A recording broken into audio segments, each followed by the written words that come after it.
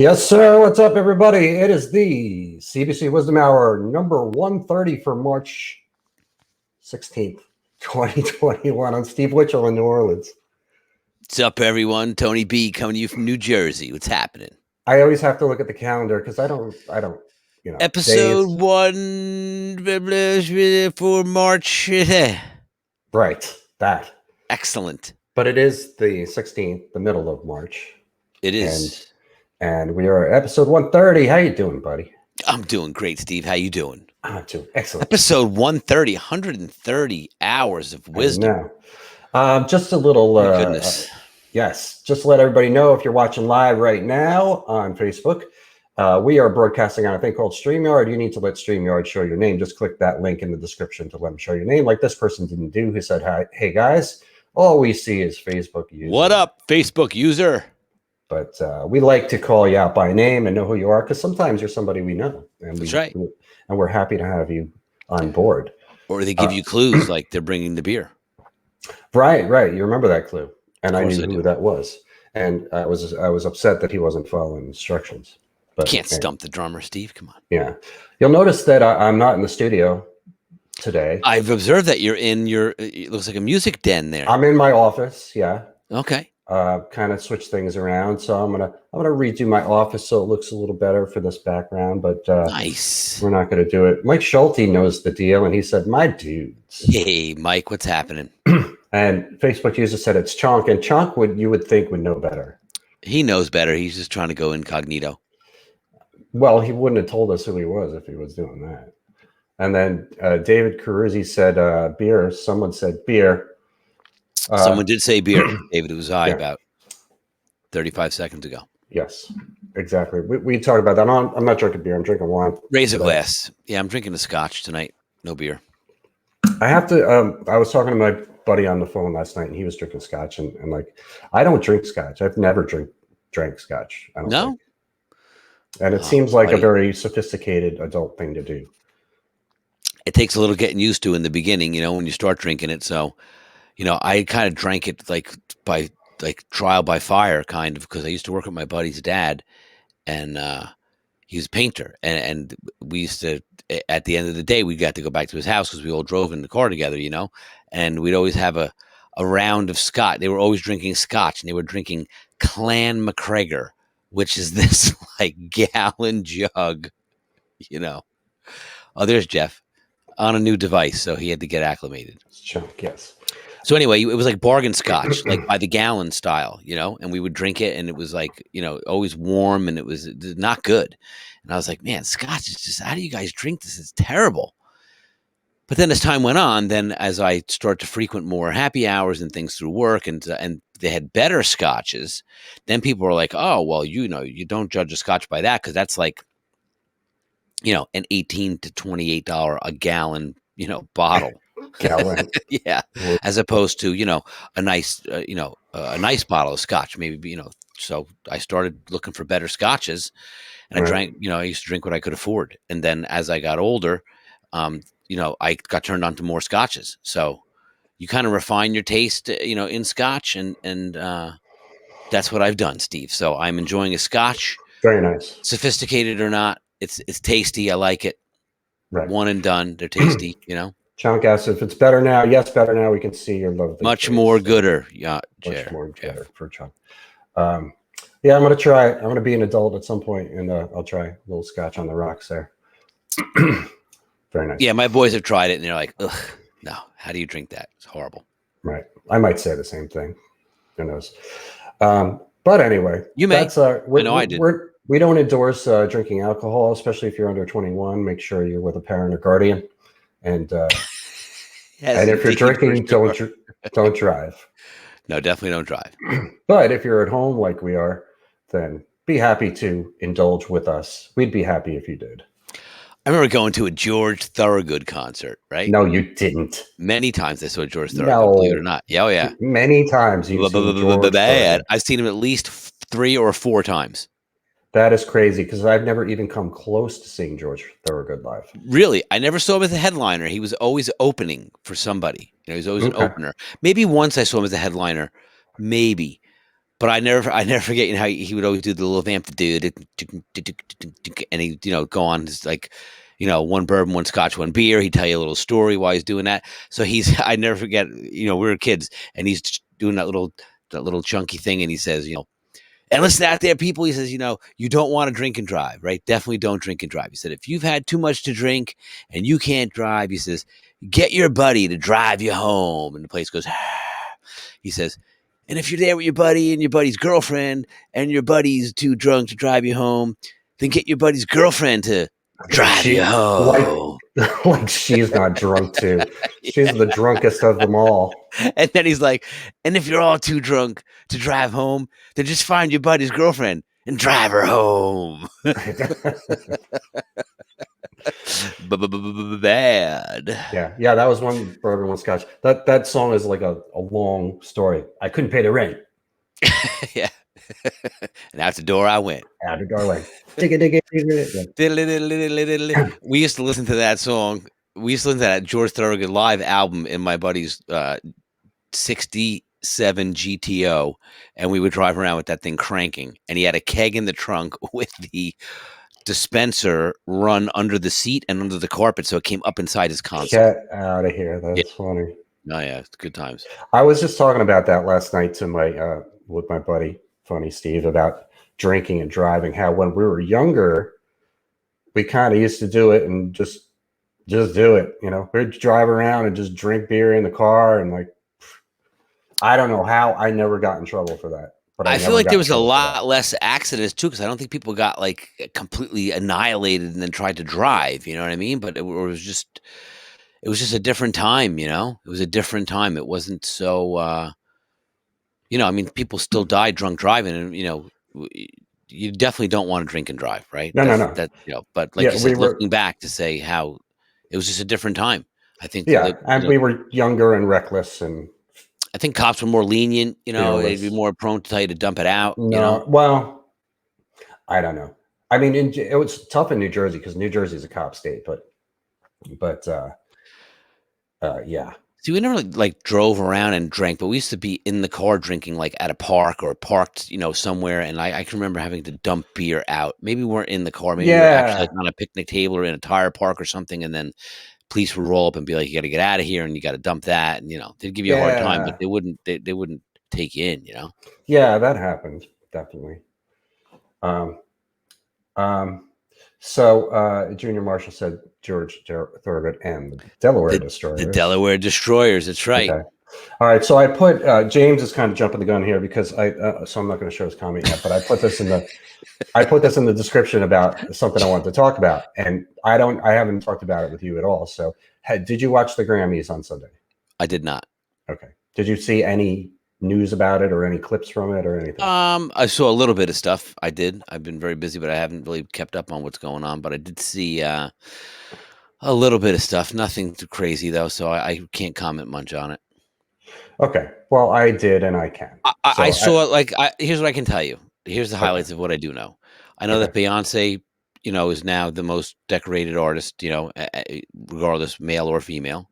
I saw that. Correct. She broke the records. Correct. Taylor Swift had another album of the year. Correct. I think Billie Eilish had record of the year. Mm-hmm. And there was some other news. J-Lo and A-Rod broke up or something. And that has nothing to do with the Grammys. I know, but it was all in the same news kind of blurb that I heard. So that's what I can tell you. Poor J-Lo. That's my 2 cents worth, all right? Okay. Well, I mean, during the show, because I watch the Grammys every year, and I usually do too, Steve, religiously, but I did not this time. I never miss the Grammys. To me, it's you know, I mean, we're going to get into this conversation. A lot of people are going to jump in on this about how irrelevant the Grammys are, because that was part of what the conversation that was going on. But it is still the Recording Academy of Music. It is still an annual award show that features popular artists that have done well, and it's a thing. It is a thing in the music industry, and it's something that does affect stuff. So I always watch it, and I especially like to see the performances, especially you know, the artists that I don't know. And I think every year I'm kind of introduced to somebody that I never heard of, or at least haven't heard their music before. And I always enjoy that part of it. And of course, there's a lot of it that's kind of fluff and whatever. But I think if you go back to episode maybe maybe 89, we talked about this last time Grammys were on. I talk about it every year. Yep. I would say so. But the conversation, and it's been going on since Sunday night in the Cover Band Central group. All right, I got to show this comment because Dennis R. Downing said the Grammars suck, and I think he meant to say the Grammys. So, oh, the irony of your comment there. Unless he knows Kelsey Grammer, doesn't like him. Yeah, but then you capitalize that G. Potentially. Wouldn't you capitalize it for the Grammys too, though? Yes, you would, and you wouldn't say Grammars. You would say maybe Grammys. It's like Jersey Shore, like Grammys, Grammars. No, I think it was a mistype. Anyway, but we understand what he's talking about. He does not think the Grammys suck. Right. So I made a meme. There's a meme of a squirrel that's sitting back like this with his arms folded. Yep. There's that picture, and people make memes out of it. So I'm watching the Grammys, and then I'm looking at comments on Facebook, and I'm like, so I went and took that squirrel picture, and I made a meme that said musicians watching the Grammys. Like okay. Yep.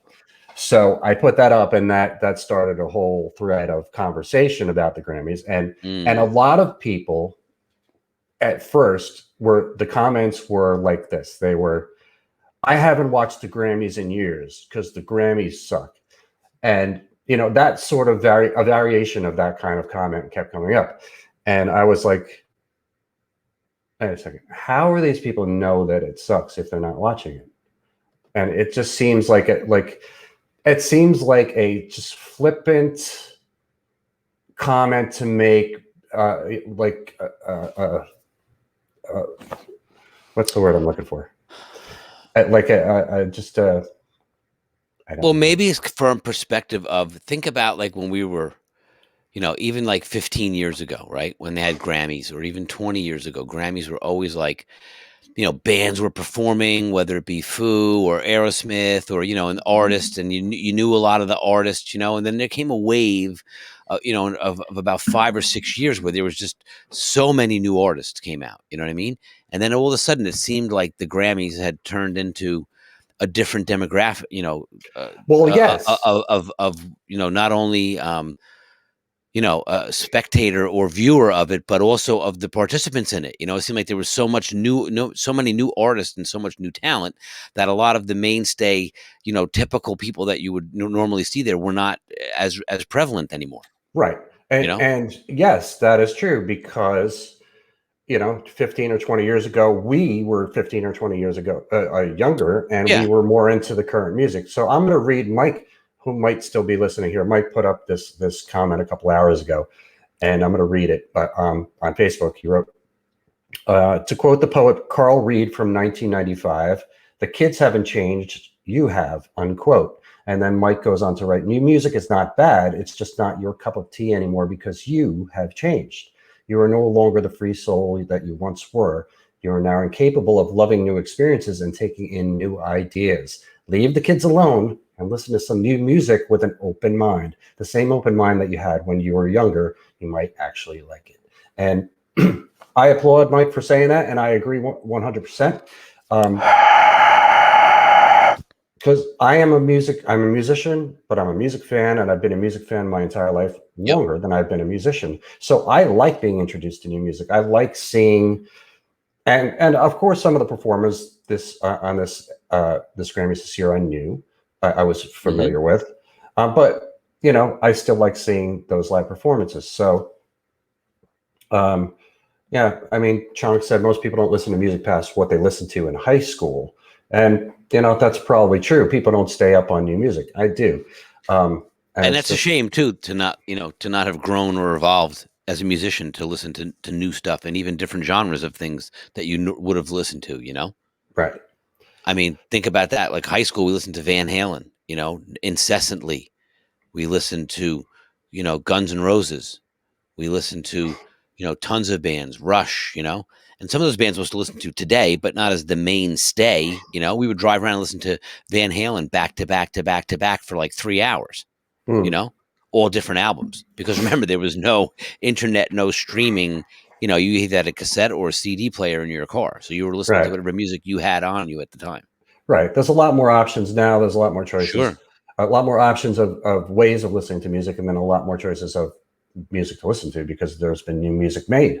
Yeah. So that being said, I Dua Lipa, she's one of the top artists over the last year. She does pop dance type of music. She did a whole kind of a montage of a couple of her songs with costume changes, and I thought it was great. It was a great performance. It was very She did that live stream too, didn't she? Over COVID, she was the one that did the live stream that sold like a ton of tickets and tens of millions, made a ton of money. But yeah, I enjoyed her performance. Not much different than the way things were 20 years ago. It's just a different artist and different music. Bruno Mars did this thing, and I forget the other guy's name. Somebody's going to say it, but and it was a new song that I'd never heard before, and it was fantastic. And Bruno Mars, he killed it. There was a band called Black Pumas that I had never heard of before, much less heard their music before. And I heard that name, Black Pumas, and I'm figuring, okay, probably hip hop group. And they came on, and I was in the other room. I just kind of heard it, and it was not. It was soul, R&B, rock song called Colors, and fantastic. I listened to it over and over again, and I had never heard of that artist or anything before. So for that reason alone, for me, watching the Grammys was worth it because I found a new artist that I like and a new song that I think is great. There was Billie Eilish performance was okay. Taylor Swift was okay. I mean, I'm not into Taylor Swift, but I can respect what she does. But everybody was up in arms about the Cardi B, Megan Thee Stallion performance of WAP. Are you familiar with the song WAP? Yes, I am. Okay. But I did not see the performance. How was it? It was awful. I mean, it was over the top. It was, if you know the subject matter of that song, they basically didn't shy away from showing you that was the subject matter of that song. Okay. So it was like a stripper's pole and high heel thing and this enormous bed and Cardi B and Megan Thee Stallion.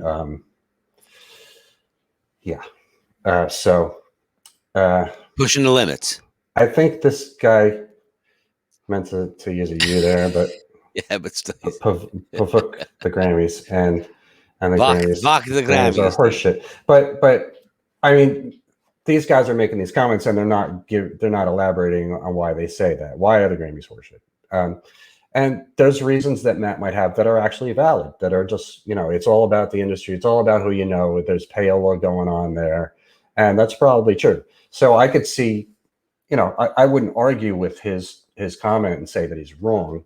That's his way of looking at it, but he didn't elaborate on why he said it's that way. So, but again, I watch it because I'm a music lover and I like to know what's going on in the industry, and I like to see the performances and how they do it. So I was watching today, Rick Beato. Anybody knows Rick Beato? We're big fans of his. He's a YouTube guy, musician. And he did a video yesterday about lip syncing. And he said, were the performances lip synced on the Grammys? And he did about a half-hour video about that. And that's something I really, really pay attention to a lot because I want to know. There's some good lip syncers out there, though, Steve. That's exactly what Rick said. He's like, there's people out there that are really, really good at lip syncing. Yeah. But he mentioned a couple of things, a couple of ways you can tell. That one of them is the peas popping. Because if you're recording, you're not gonna have pop peas. Yep. And another, he didn't say this, but another way that I check is the breath, because in between each note, right, there's an inhale, there's an exhale, and you can hear that on the mic. So you watch their breathing and listen for the breathing on the mic, and then you can tell. But another thing that Rick said is where they hold the mic, because when you're singing live, you tend to kind of pull the mic back and sort of regulate your mix based on how hard you're pushing your voice. And if you see people doing that, then typically they are singing live. But, you know, like you said, there's a lot of people that are good lip syncers and they know to do that when they're lip syncing. Right. And so Rick was saying that he felt that there was a lot of tracks, and I heard tracks, but there was definitely live musicians, instruments being performed. And some of the vocals were definitely live. Like Bruno Mars was definitely singing live. Mm-hmm. The Black Pumas, the guy, was definitely singing live. Taylor Swift and Billie Eilish. So one of the reasons that people say, "Oh, the Grammys are bullshit," because people go and lip sync performances, but a lot of those performances were not lip synced. A lot of those performances were sung live. Yeah, they were legit. No doubt about it. So there might have been some backing tracks with it, and maybe some of the instruments weren't plugged in. I didn't pay that close attention to it. I was watching, to see, and it's easy enough if you're playing bass to mime that part. Like, you can't really tell the difference whether you're miming it or somebody's playing it live on TV. Because you're still playing the notes, right? So you're still going through the motions, But who cares? Why does that even matter? You're still. It's about the song. It's really more about the vocals anyway.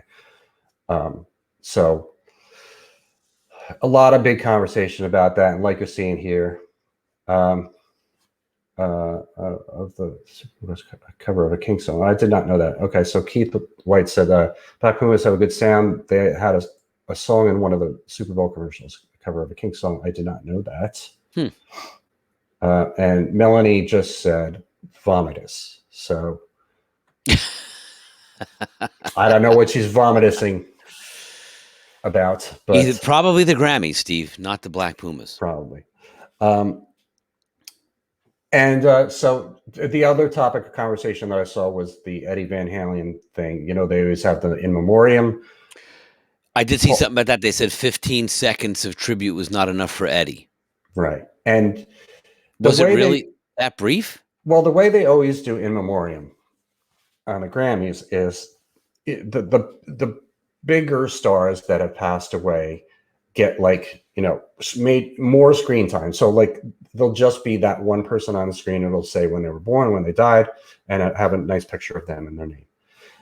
And then they'll go through people that are less popular and have multiple names on the screen at once. They've always kind of done it that way to get through, because so many people have died.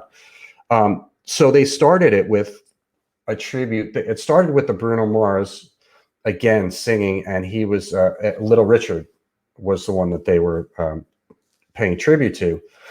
And Bruno Mars was dressed up as Little Richard, and they went through a couple small sections of Little Richard songs, and that was cool.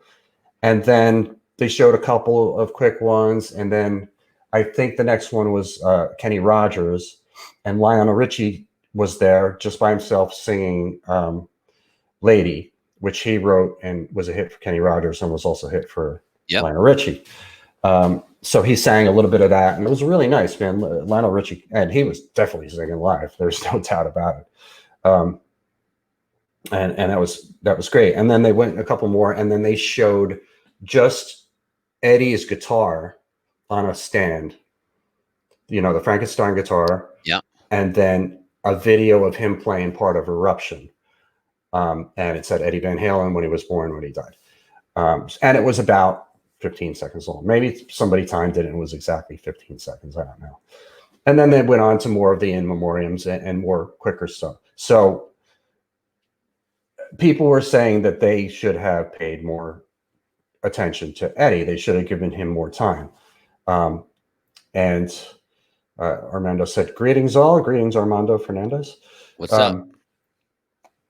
So, I mean, there's two ways to look at this. They actually did give him solo time in that in memoriam section early in that piece. So they did, it's not like they ignored him, they gave him his spotlight.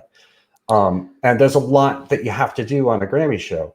Also, the Academy asked Wolfgang if he would come on and perform, and he declined. So they asked his son, the Academy, to come on and perform, pay tribute to his dad, and he declined. So what more do you want? What more do people want from the Grammys? They did, you know. I think like when you see a show, maybe sometimes like Screen Actors Guild Awards, or when they have Golden Globes or even Oscars, sometimes when they have actors that have passed, they'll do a memorial tribute, and it is Yeah, it every is time. it is maybe, yeah, but it is like 3-4 minutes long sometimes, Yeah, it'll this was the whole in memoriam part of that show was like 12 minutes long. It was long. Right, exactly. So I would have thought, yeah, maybe they would have, I think when you have, it's so hard to say, right? Because think about, you lose Eddie, you lose someone like Neil Peart too, right? Like those are guys are maybe not the solo pop artist top seller like you'd associate with the Grammys, so to speak, but as far as American music goes, and throughout the world, they have made such an impact and a contribution, and such a stylistic diversity from the rest of the pack. You know what I mean? That I would think that someone, in that, and not to diminish anyone like a Little Richard, who also was a pioneer, but at the same time, think of someone like Eddie, who, or Neil, who's synonymous with, not only redeveloping the style of the craft, but redeveloping the instrument itself and how it's played and how it sounds, and and what is now considered to be the god, right? If you said the guitar god, yes, Eddie Van Halen; a drum god, Neil Peart. When they're of that stature, I think there should be some sort of consideration for that. Well, what more can you do on a show that like the Grammys that has an agenda of a lot of things, Yeah, maybe performances, just giving. insert a speech or two, like of Les Paul when he played at the, Les Paul's birthday, and just saying, some quotes like this is a man who needs no introduction, blah blah blah. He changed, just some blurbs. Now, I'm not saying like a 15-minute video montage of all kinds of highlights. Everyone has seen all of that stuff already, but just maybe some other blurbs. But again, like you said, there's a lot they have to go through. They're short on Yeah, time, and there's a lot of information they got to get out. yeah, it's a part of the show. The in memoriam is always a part of the Grammy show, and they put up pictures or pay tribute to everyone that has passed away in the last year. Right. And the order they went in is kind of like seniority. Is Little Richard has been around the longest out of anybody, and then Kenny Rogers, he was older too. Uh-huh. So and then Eddie and I don't. There was a couple more that they John Prine that they paid a little tribute to. Somebody played a song. So, yeah, Eddie deserves, all the accolades. But on a show like the Grammys, what more do you want? I mean, they put him by himself on the screen and put a video of him playing Eruption, and and the guitar on the stand. I thought it was beautiful. Listen, Steve, like we talked about last week, everyone's always going to have an opinion about everything. So some people are going to say it was great, it was beautiful. People are going to say, oh, it was terrible. Other people are going to say, oh, I love the Grammys, for all these reasons. And other people are going to say, I hate the Grammys for all these reasons. So it's to each their own, And it's fine. But you know what? A lot of people to me sound like they're dads now. Like sound like your parents. They sound like your parents did. Well, listen, great. Like I said, like, great. why don't you listen to some real music? Oh, great comment from earlier. Like I said, open your mind, like you're not going to grow if you don't open your mind, right? You can't grow as a musician if you're not exposed to new stuff. Otherwise you're going to be playing the same ideas all the time, and you're going to sound the same all the time, right? Yes. I love music. I love evolving. I love learning new stuff. And that doesn't mean I don't still love the old stuff just as much. Of course. I remember going to the NAMM show and running into Billy Ward, who was playing drums with Jewel at the time. And Bill Ward from Black Sabbath? No, different guy. Well, you got to clarify that. Okay, I just said I don't think Bill Ward from Black Sabbath played drums with Jewel. You never know. I thought that was your whole point. Like he played with Sabbath, now he's playing with Jewel. No, and he said, if you're not putting, 10 different bass drum heads and snare heads and tom heads, if you're not constantly changing all these things that are at your disposal to investigate and experience what kind of sound you get out of it, you won't know if you like it or not, So it's like, Right. just because your bass drum sounds great right now, so people's like, don't touch it. That's my sound. It's like, and that's great. Then some guys have that. And once you find, it's really hard to find a good bass drum sound sometimes, So once you get a killer sound, you're like, oh man, I'm going to keep this one. But his point was saying, but there's like, 20 other combinations that you might be able to try that you might like better or not, but you won't know until you try them and experiment with them and do different things. And then you can say, oh, I tried that head and I didn't like it, or this is what it did for me, So it's just experience, the more things you can experience in life on the journey, the more, open-minded you are to those things, then the greater experience you're going to have, and the greater, character and breadth of some sort of perspective you'll have on things, right? Because you'll have a little bit of a wider field of vision.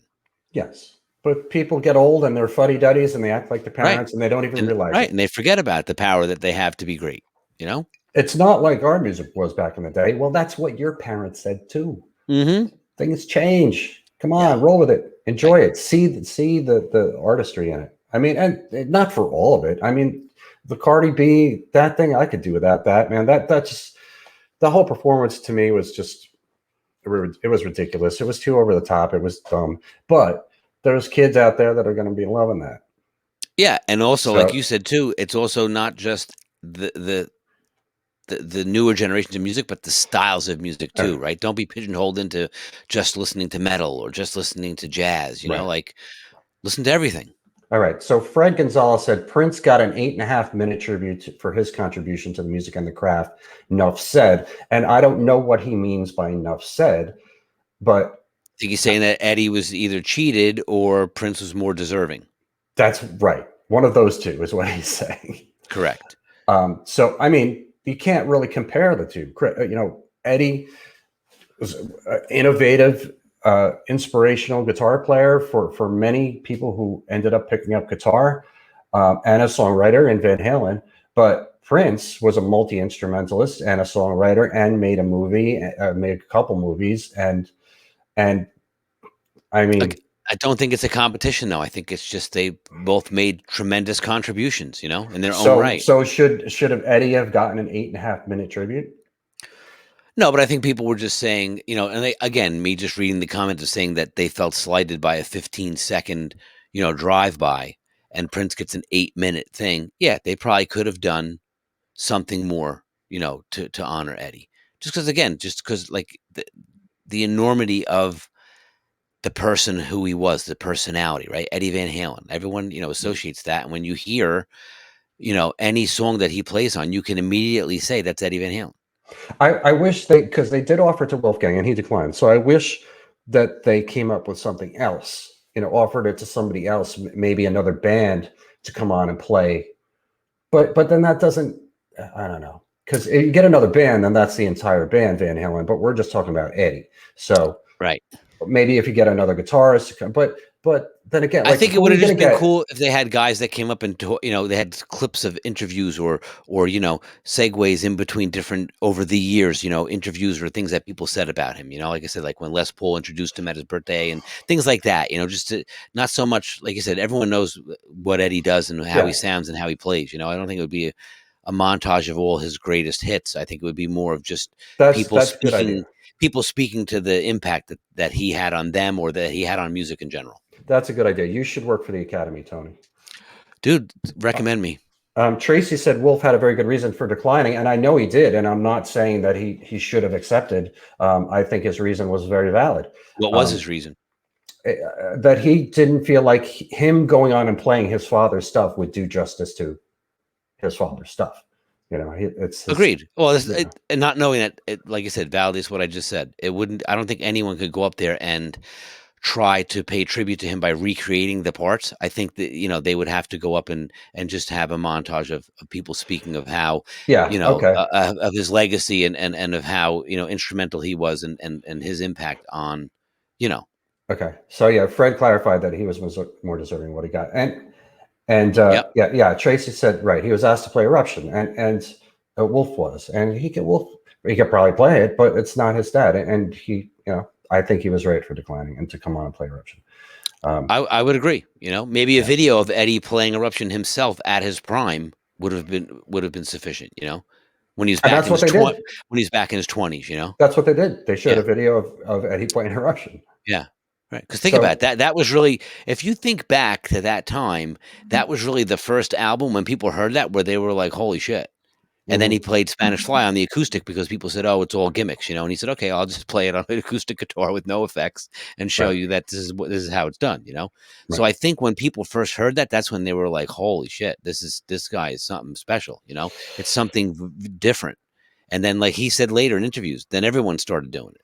He invented, you know, the hammer-on and the whole thing. But then once, like anything else, people emulate it, they copy it, they perfect it. You know, Ingve had it down, and Satriani and all those every guys, guitar everybody, player did. everybody. But I'm Yeah, saying early on, you know, it was like him, Steve Vai, maybe Ingve, Satriani. There wasn't a lot of guys that were able to do that, you know. right. And by Um, the time they caught up, he had it mastered, so he was doing it all the time, you know. yeah, just about every '80s band with a guitar shredder was using the tapping. But take a band like Muse. I mean, that guy's phenomenal too. You know, they're three-piece, almost like a modern day Rush, but the sound they have is just enormous. I mean, it's unbelievable. You Right, know, and the shows are super super produced. And that guy, you know, and the singer in that band and plays lead guitar and is really the band leader and the songwriter is, you know, is equally as capable. He does all those same tricks, hammer-ons and the one-handed right, tapping and all that stuff, you know, right, while singing. So I mean, again, and there's another band, Muse, right? Like, where are they ever at the Grammys or on any charts? But they're selling out hundreds of thousands of people, stadiums, you know, all over Europe, Rome, Olympic Stadium, Wembley, you know, multiple nights. I mean, they have a rabid fan base, you know, millions of albums sold, super talented band. Like I said, I've seen them live, top 5 concerts, if not top 2 between them and the Foo Fighters, I think, right. you Yeah, know? I mean, the Grammys is more about record sales and Yeah. popularity in the industry, and there is Well, political for there it is. sure. It is. Popularity in the industry. That's what it Yeah, comes down to. it is. It is certainly political, and I'm sure there's money being handed under the table to people to get people on the ballots and blah blah blah. So whatever. I mean, but again, just to recap or just to kind of close this out, I always watch the Grammys every year because I'm a music fan and I like to know what's going on in the industry, and I always get some value out of it Oh, for yeah. me, something. Um, so there you go. So the other thing was this weekend I played 2 gigs. Oh, yeah, right. 2 I played gigs. 2 gigs. Yes, Wow. I got a call probably on Wednesday, I guess, to play Friday night on Bourbon Street. Wow, because I know you were playing Saturday out of the quarter. Yes, So Friday you played on Bourbon Street. yes. What happened was they have loosened the restrictions here now in New Orleans, and it was starting on Friday, this past Friday, where clubs could have bands Indoors. indoors. So Masks, social distancing, or free for all? free for all. Wow. Yeah, free for all. Okay. Well, kind of. All right. So I have pictures. Semi free for all. Yeah. So I mean, so it was announced for Friday that New Orleans can have bands. So I got the call on Wednesday saying, hey, can you play Friday night? We're going to play at Famous Door, which is one of the Oh, bigger yeah. clubs on Bourbon Street. Sure. So not every bar on Bourbon Street that would normally have bands started right away on Friday having bands. Just that club, and maybe there was one other one. And we got to play starting at 6 o'clock on Friday evening, and then till 11. 11 is the cutoff time. That's when Okay. you have to be done, according to the current. Still, that's 5 hours, and with a couple of breaks, you know, you're probably good 4 hours of music, right? 4 plus. Yeah, we did one break, but I'm going to show you. And I've explained this to you before, but now I have pictures to show you. But I'll explain it for the audio audience here. Okay, let us review your footage here, Steve. This is good. So this was set up quite a while ago. I guess around the beginning of the pandemic, or around Halloween, when for some reason Halloween weekend we were allowed to play.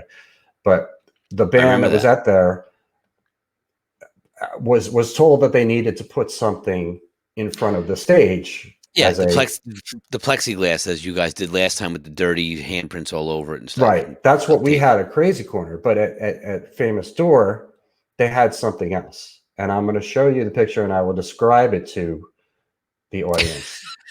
Can't But wait this to is the see picture it. from Friday night prior to us playing, what it looks like of the stage from the crowd. That is dollar store Clear shower curtains. clear shower curtain liners hanging from the top and hanging down Pretty to cool. Pretty cool. about knee level, I guess. And what are all those tables?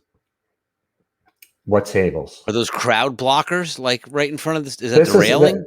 this That's is the is that the railing at the famous door? that is the railing. That is in the middle, bottom middle is the staircase that goes up to the stage. Gotcha. And I remember because you walk in that place and the stage is on your left, hard left as soon as you walk in. Like you're walking in along the left on stage, right. Depending on which door you walk in. If you walk in the caddy corner door on the corner. Over, Yes, if you look at this correct. picture, the door to the left. Correct. So Okay. so this was basically surrounding the stage. And Interesting. as you could so you could see, I mean, there's no people on the stage, so you can't really see what. Well, of course not, because you're taking the picture. So how can you take the picture? Right, that was before. But I'm going to show you my view. I'm going to show you my view from the stage. Oh, this is going to be good. This is my view. Oh, that's not it. That's not your view. Yeah, there it is. Yeah, that is my view. That is that's Tracy there. That's Tracy. Getting ready. And the keyboard player is to your left, so the you're keyboard player, and drummers to your right. The drummer is to my right. The keyboard player on is hi-hat side. Yes, the keyboard player is basically in front of me, and then the guitar player is over on the other side, stage right. Gotcha. But as you can see, it looks like there's people out there, but you can't see. Kind of. That's good if you have stage anxiety. You really can't tell if you're playing in front of people or not. It's like almost having a rehearsal. That is true. That's a good point. But that is pretty bizarre. And yeah, Keith said that's a high-class joint. Well, dude, what's funny? Like that picture you just showed me, we played a wedding one time. I'll never forget it. We pulled up and the guy was like, so you walk in the venue, you walk through the front door of the venue, and it's this big hallway, right? And this big corridor leads down, it's probably 50 feet long, into a giant ballroom, right? So the guy says, there's no room to set the band up in the room where the reception is. So you guys are going to go up in the balcony. So we're like, okay. So we go up this rickety staircase. As soon as you walk in, you walk down that corridor, and to the left is a staircase, and it takes you right upstairs. And now you're in this balcony area, and the balcony is like, we'll just call it like maybe 15 by 40, like 15 feet deep by 40 feet wide, with a wall around it, right? So it's cordoned off.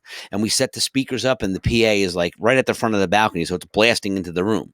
And then guitar, singer, and bass player are right up at the front of the balcony, looking over the railings into the venue.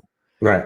But now back up a little bit, and now you got the keyboard player, and right offside that balcony, because we couldn't fit everybody in the balcony, there's a set of double doors, and then there's another room. So I'm set up with the drums in this room that's probably like 20 feet back from the balcony, which is 15 feet deep. So I'm 5 feet into this private room.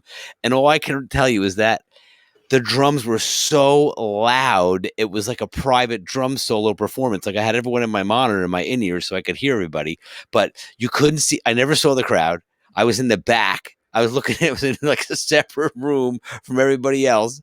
And it was the same thing. It was like these French doors with these curtains on them. And we had them open, and Kel would like come back and talk to me. I was like, hey man, you doing okay? And I think, even Jimmy was up front with the keyboard. So it was like my private room, and just like the kick drum in the front half of the kit was like onto the balcony. But from where I was sitting, I was in this like little private area, which is pretty cool. Great. But it was like a private gig, like you were saying. It was just like count off the tune, and it was like rehearsal, just like your picture with the shower curtains. Like there's no interaction. I'm like as if I'm jamming in my studio. Well, I have even better than the picture too that I show you. I took a little video to show you the difference between fantastic. The difference between looking from the stage point of view, looking through the shower curtain, as opposed to looking past it. So we're going to show you and our wonderful. Let's see that.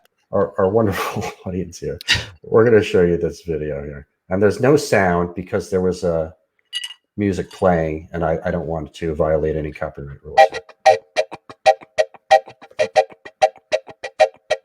See that? Wait. That I girl's got to like, narrate I'm this. on camera. Yes. So that was looking stage left, I guess. And now this is like center stage, but there's the, the hole there. And okay, hey, there you go. There's everybody. Hey, there are people there dancing. Look at that. And you People could see everywhere. that there's a couple masks. People are kind of wearing masks there. So some people were, doing what they wanted to do with no masks, and some people were like, okay, we're going to protect ourselves. And that was sort of the thing on Bourbon Street. It was pretty busy, the whole street. Yeah, there's a lot of good crowd. We can see a good crowd. Then back on stage, here we go. This was we were on break, I think, I was or gonna say they're all dancing, getting down, and the band's not even playing well, any there was music. music playing. They're all hiding out, man. They're outside smoking, hitting the head, getting the beer. That was see, I can't film while I'm playing, so I that know. You was need it. like a body cam, Steve. You need some way of like filming while you're playing. Yeah, but now you see what it looked like. So we were told just before we started. I mean, literally, we're ready to count off the first song, and then this guy comes in. He's like, "You guys got to all wear masks."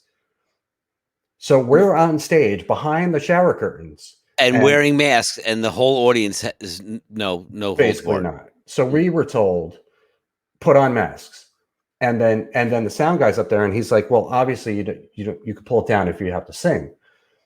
If you're singing, because I tried it. I tried singing, and it sounds like. Well, plus you're behind the curtain, dude. So I mean, come on. So I don't really understand it, what the deal was there. But I mean, I put the mask on, but then if I'm singing harmonies, I got to pull it down and sing. But I'm playing bass too, so I can't be. Well, listen, you're in the shower. Is anybody policing that? Like the guy comes, he's like, "Hey, man, put your masks on." Yes. Then he splits. Now, if you're there and you just take it, you're like, "Yeah, whatever, man. You don't put your mask on." It's like the guy coming back, like, "Hey, I told you to put your mask on." Like, you know what I mean? Like, come on, dude. You're back behind a curtain, man. No, but yes, he did come back a couple times and poked his head in right by me. And if I didn't have my mask on, he was like, "Hey." You should have been like, sorry. All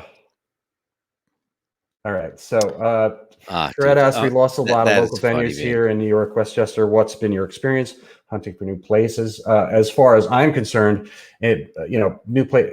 I live in New Orleans. I play on Bourbon Street, and the places that were there are still there, and they're going to be opening back up soon. Hey, I got my first gig June 15th, so we're starting up here too. And what kind of gig is that? I'm sorry, April next month.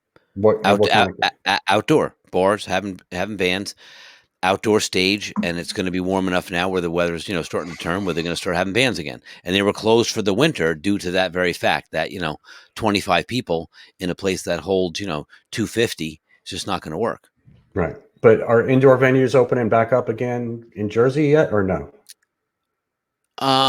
They're starting to. No, they're not opening, but they're starting to book for like April, May. Okay. In anticipation of we're going to start to have outdoor. That's the whole stipulation. It's the outdoor indoor thing. It's just too cold for indoors, so everything's still shut down. But as soon as warm weather comes, and vaccines now here, and it's looking a little more promising. So we have the one place we play, we probably have gigs, every once a month through October. Okay. And then a couple other places that are starting to fill in now. And they all said the same thing, like call back, end of March, April. Started calling like February, just saying like, hey, what's going on, Good. That's good. It's picking up. That's good. It seems like that's happening all over the place, that things are starting to kind of slowly trickle back to the way they were. And, and maybe perhaps by the summer, everything will be back to normal, or at least by the fall.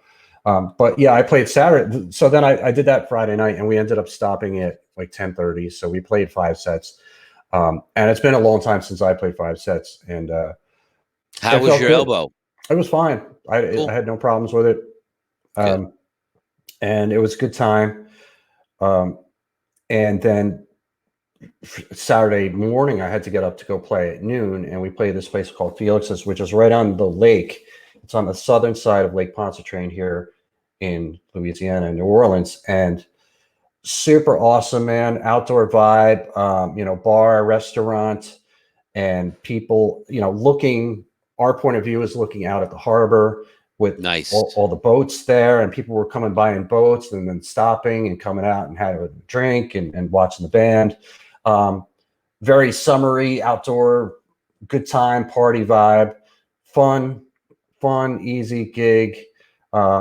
We finally, for the first time in a long time, had the band. B Suburban had everybody that's in the band, the actual members. So we didn't have any subs. We had the actual band.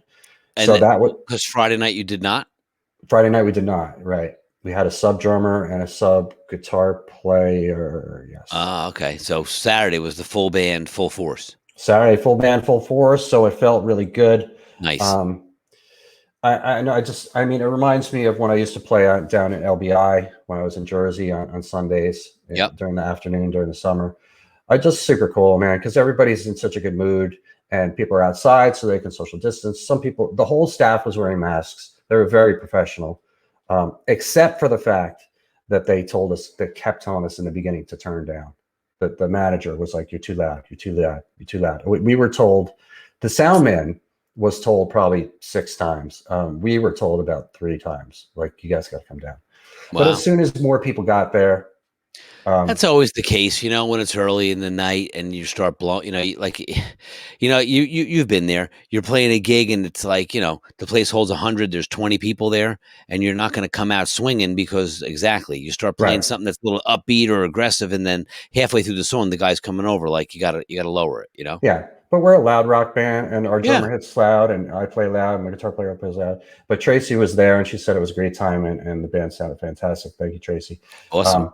That's not Tracy, my singer, but it's Tracy, one of our friends. And there was one highlight too for me. This trumpet player, his name's Trey.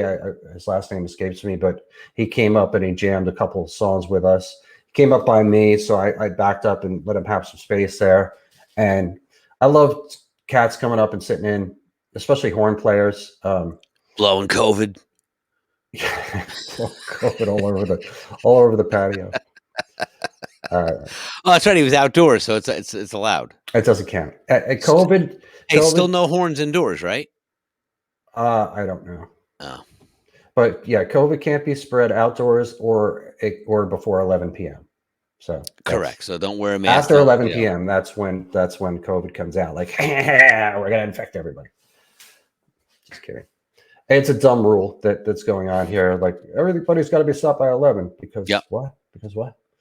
But anyway, that was the Saturday afternoon gig. The trumpet player came up, jammed with us a bunch of tunes, and that's cool. Trey, the trumpet player. Yeah, and I guess we're going to have some more gigs there going into the summer because it's only March right now, and I'm really excited to play there again. It was. And really how was the weather? It was nice. Oh, it's gorgeous, dude. Oh, it's awesome. Beautiful. It was mid to upper 70s.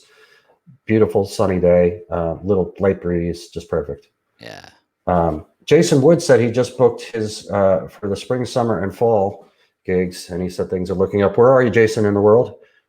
Yeah, tell us, Jason, where you are, so we know what's happening in your neck of the woods.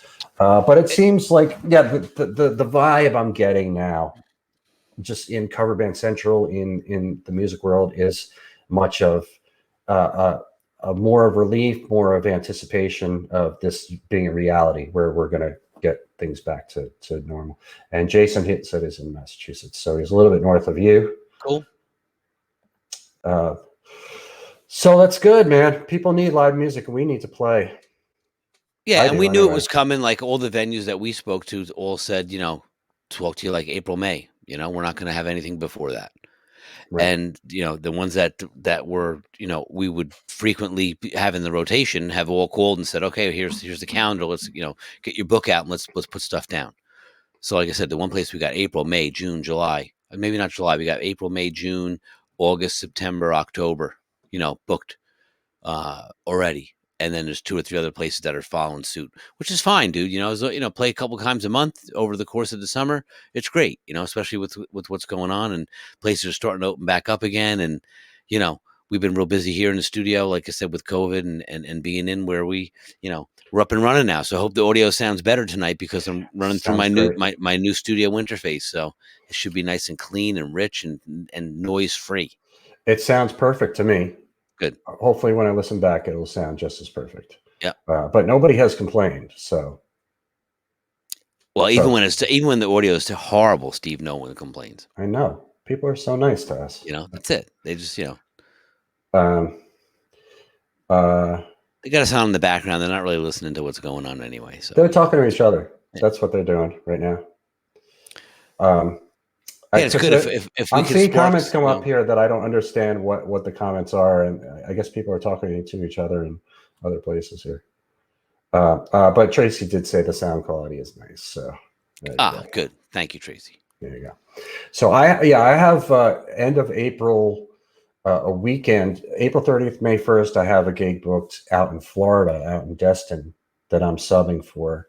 The guitar player called me a couple of weeks ago. Somebody I worked with a long time ago here in New Orleans, and he lives out there. And they have a band that needs a bass player for the weekend, and asked me if I would do it. And said he would send me a song list. I have yet to get it, but he said you're going to know most of these songs anyway. So, how far can you drive that? I'm going to drive it. It's a 3.5-4 hour drive from here. It's not terrible. No, it's not terrible, and it's 2 nights. And he's given me a place to crash. Cool. And he's given me a little bit of extra money too because I'm driving. So I'm really looking forward to that. Destin is awesome. That whole area, it's Florida Panhandle Beach, on the southern Panhandle, right on the Gulf of Mexico. It's beautiful, and it's end of April, beginning of May. The weather is going to be just magnificent. So I can't wait for that. Play a gig on a Friday night, spend all of Saturday on the beach, and then go play Saturday night. So I'm looking very, very forward to that. Florida has been kind of opened up for a while now. So they're way ahead of us. Yeah. But we're catching up there. So everybody, breathe a sigh of release and relief that things are we're going to be playing again. People that love music who have been dying for concerts. The Wizdumb whistle.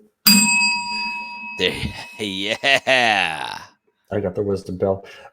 It's all coming back, and everybody, we're the light at the end of the tunnel is here. We can see it. I hope it's so. happening. I got a text. Yeah, people are ready, man. People are ready, and I got a text today too, asking if I could, if I'm open for gigs, and I said I'm open for everything. So let's go. So there'll be more gigs coming my way. I'm excited to hear about your gig next month. Yeah, should be good. We'll start rehearsing, run through a couple of, bunch of stuff because we haven't played in a while. So that should be fun. And then, good times, man. Good times. Don't forget, everybody, go to coverbandcentral.com, sign up for a profile for you, your band, or both. It is free, and it's getting a lot more activity now on the news feed. The news feed is just like Facebook. It operates just like Facebook, so just go over there and sign up and post something on the newsfeed and say hello. And you can join groups too. There's groups for every part of the music industry. If you're feeling generous, want to throw something in our tip jar, it's paypal.me/coverbandcentral. That's there. And also, if you want to send me hate mail, steve@coverbandcentral.com. Yeah, because people sometimes complain, and they always yell at me. But I don't take it personally. I'm good. Steve, people are like garbage trucks. Sometimes they just get filled to the brim, and they just got to unload. And they unload, whatever the opportune moment is. And if they unload on your garbage on you, just say, it's okay. Just let it out, and you'll feel a lot better. Yes, that's what I do, and they do. Facilitate their wellness. Yes. Thank you for watching, and make sure you share this, and be good to each other. We'll see you next week.